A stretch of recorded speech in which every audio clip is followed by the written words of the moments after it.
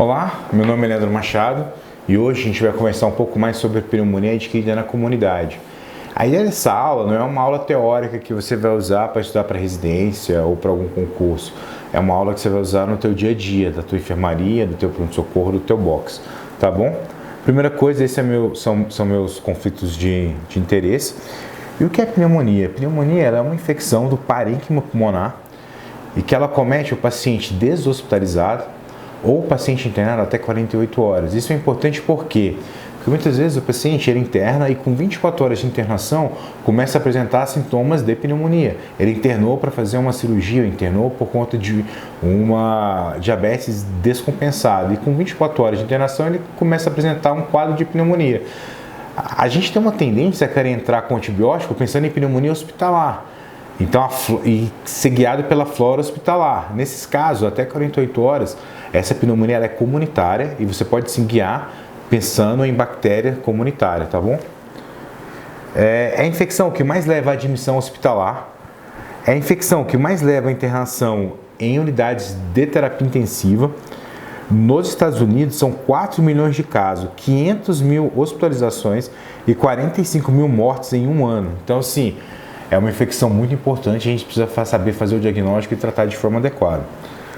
Tratamento. Há mortalidade em pacientes que são submetidos a tratamento ambulatorial é de 1%, pacientes internados fora da UTI de 5%, pacientes em UTI 25% e paciente com choque de 50%. Por isso a importância de saber fazer o diagnóstico e saber aonde tratar esse paciente. Se eu pego um paciente com indicação de hospitalizar, de internar e trato ambulatorialmente esse paciente, a chance dele ter um desfecho desfavorável é muito grande, por isso essa importância. Então, esse é um artigo da New England, que foi publicado em 2015, para a gente ver a principal etiologia, aqueles agentes que causam pneumonia. Então, esse estudo ele mostrou o quê? Que dos pacientes que foram avaliados, 62% não foi possível saber qual é o patógeno. Dos que se pôde saber quais os patógenos, 22% era apenas viral. Então, a gente pode estar usando mais antibiótico do que realmente necessita. Viral, dois tipos de vírus, 2%, bacteriana e viral, 3%, bacteriana apenas 11%, infecção fúngica 1%. E é importante o quê? Independente da epidemiologia desse paciente, independente do uso prévio de antibiótico, o agente etiológico mais prevalente ainda é o pneumococo, tá? Foram 115 casos.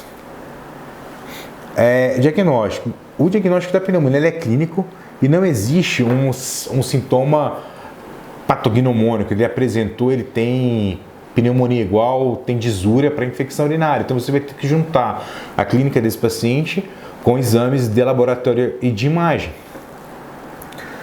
Então, o paciente apresentando febre, tosse produtiva, expectoração purulenta, dor torácica, dispneia, calafrios, prostração, tem uma chance muito grande de ter um quadro de pneumonia. Então, nesses pacientes, você vai colocar como hipótese diagnóstico de pneumonia e vai iniciar a propedêutica, a investigação com exames complementares. E aí a gente tem os exames de laboratório.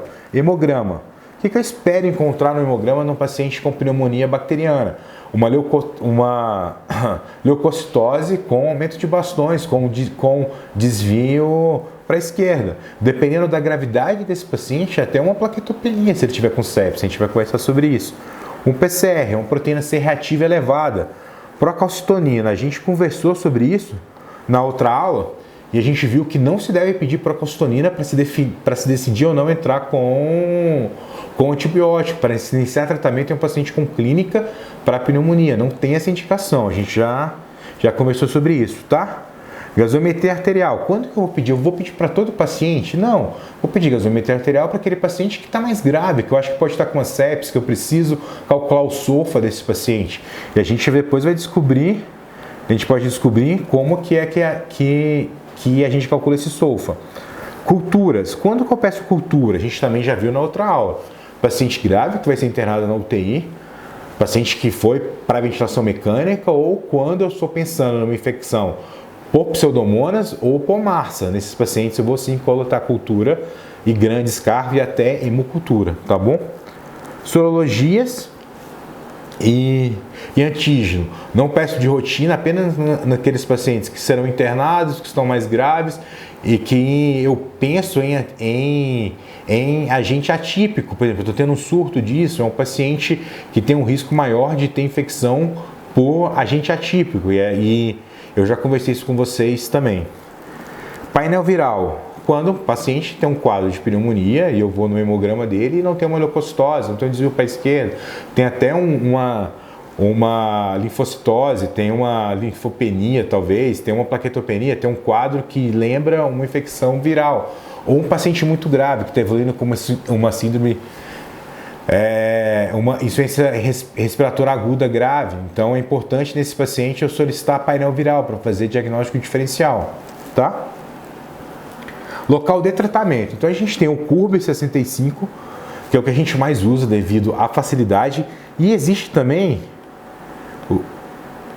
o CRB 65, que é o que? Quando eu tiro a ureia e eu vou avaliar apenas o que? A confusão mental, a frequência respiratória, a pressão e a idade. Porque a ureia eu preciso de um exame de laboratório para isso. Então pode ser que eu não tenha isso disponível, tá bom? Então a gente vai usar esses parâmetros para definir se vai internar ou não o paciente. Como funciona? Se eu tenho um CURB, nesse caso aqui é sem a ureia, tá? Com 0 pontos, a mortalidade é de 1,2. Então esse paciente vai ser tratado ambulatorialmente. Se ele pontua 1 a 2 pontos, a mortalidade é de 8,15, e aí eu vou avaliar se eu vou ou não internar esse paciente. E o CURB de 3 ou 4, a mortalidade é muito elevada, 31%. E aqui eu vou sim internar esse paciente. Esse paciente vai ser internado, provavelmente em UTI para ser tratado. Outro score que a gente usa é o PSI. PSI, assim ficou melhor. Que ele avalia o quê? Ele vai avaliar a idade, vai avaliar o sexo, vai avaliar a procedência desse paciente, vai avaliar se o paciente tem neoplasia, insuficiência cardíaca, vai avaliar alguns achados de laboratório e, de acordo com a pontuação que esse paciente fizer, a gente vai definir aonde a gente vai tratar esse paciente, tá bom? Isso daqui eu deixei mais detalhado lá no meu e-book, então você pode entrar lá e puxar isso. Aqui tem os grupos que a gente definiu de acordo com a gravidade, a característica desse paciente, o micro-organismo mais prevalente nesse paciente e qual antibiótico a gente vai usar. Então, isso daqui é importante.